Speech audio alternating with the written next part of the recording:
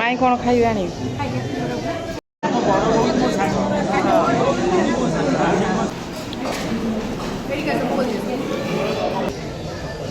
ନମସ୍କାର, ଜୟ ଜଗନ୍ନାଥ।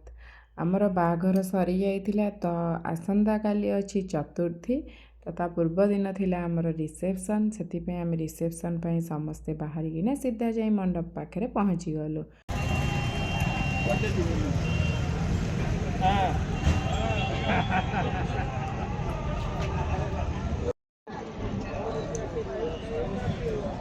ମୋର ଟିକେ ନନା ଆସିଲେ ଟିକେ ଉଠେଇବି।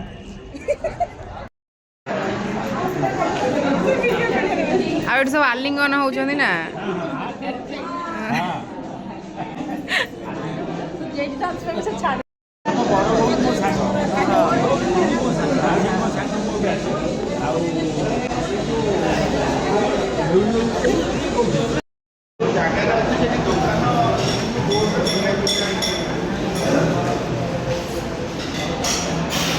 ଯେହେତୁ ସମସ୍ତେ ଏକାଠି ହେଇଥିଲେ ସେଥିପାଇଁ ଜେଜେ ଜେଜେର ଗପରେ ଲାଗି ଯାଇଥିଲେ।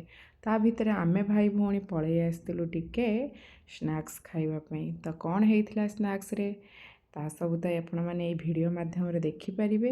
ଆଉ ତା ସହିତ କ'ଣ ସବୁ ମେନ୍ କୋର୍ସରେ ହେଇଥିଲା ତା ସବୁ ବି ଆପଣମାନେ ଦେଖିପାରିବେ।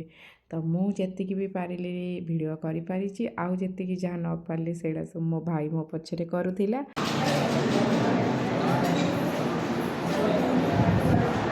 ଗୋଟେ ଦିନ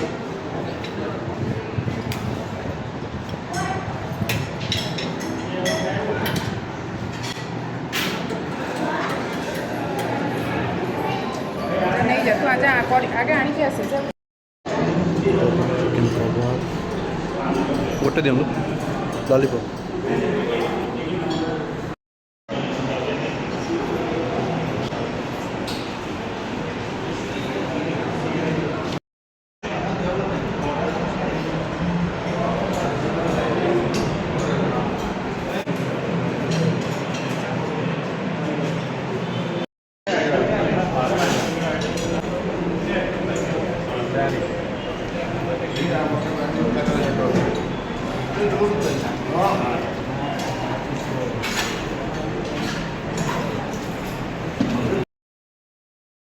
ଯାହା ସବୁ ହେଇଥିଲା ତ ଆପଣମାନଙ୍କୁ ମୁଁ ଏଇଠି ଦେଖେଇଦେଲି। ଯାହା ତ ସବୁ ହେଇଛି ତା ତ ସବୁ କିଛି ଖାଇ ହେବନି।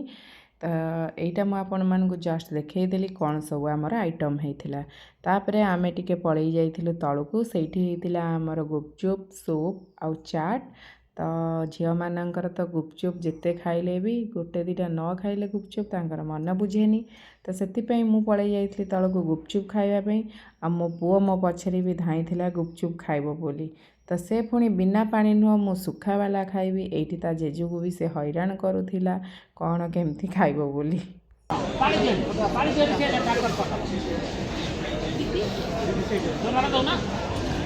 এইপଟେ କହିଦିଏ ତ ମୁଁ ଗୁପଚୁପ୍ ଖାଇବି।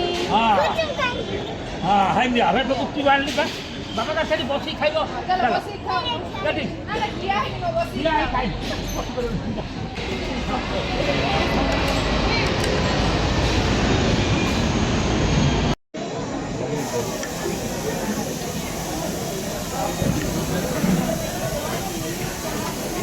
ମାଇଁ କ'ଣ ଖାଇବା ଆଣିବି? କ'ଣ ମା ଭଲ ଲାଗୁନି? ଆମର ଫଟୋ ଉଠା ସେକ୍ସନ୍ ଆରମ୍ଭ ହେଇଯାଇଛି।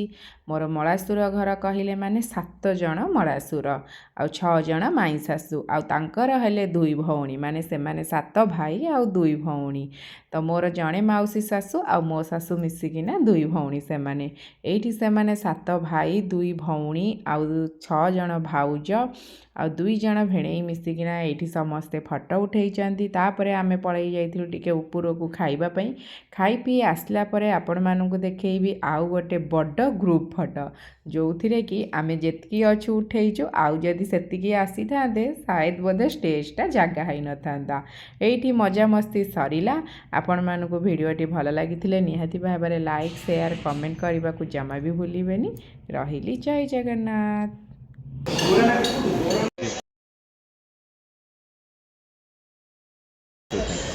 ଭୋଜି ଭାତ ଖାଇସାରିଲୁ, ଏବେ ଆମେ ଚାଲିଲୁ ଘରକୁ। ଚାଲ ଟାଟା ବାଏ ବାଏ। ହାପୁଆ ହାପୁଆ। ଆମେ ବ୍ଲଗରେ ଫିଚର ଏ ମାଇଟି ଆଇଲ ପଳେଇ ଆସ ବ୍ଲଗ ପଳେଇ ଆସ ଏ ହାପୁ ଏଇଠିକି ଆମ ଟିକେ ଟିକେ ବ୍ଲଗ କୁ ପଳେଇ ଆସ ଟିକେ ବ୍ଲଗ କୁ ପଳେଇ ଆସ ଆମେ ୟୁଟ୍ୟୁବରେ ଆସିବା ଭୋଜି ଭାତ ଖାଇ ଚାଲିଲେ ସମସ୍ତେ ଘରକୁ ପୁରା ଚାଲ, ଟାଟା। ପୁରା ଫୁଲ ଏଞ୍ଜୟ ଆଉ ହେଇଗଲା ନେକ୍ସଟ ବାହାଘର କାହାର ହବ ସିପି ହନିର ଅନିର ଆଚ୍ଛା ହଉ ଚାଲ ଦେଖିବା ଗୁଡ୍ ନାଇଟ୍ ଗୁଡ୍ ନାଇଟ୍ ର ଆମର ପୁଅ ଆସିବ ଗୁଡ୍ ନାଇଟ୍ ଟାଟା କରିଦେ ଟାଟା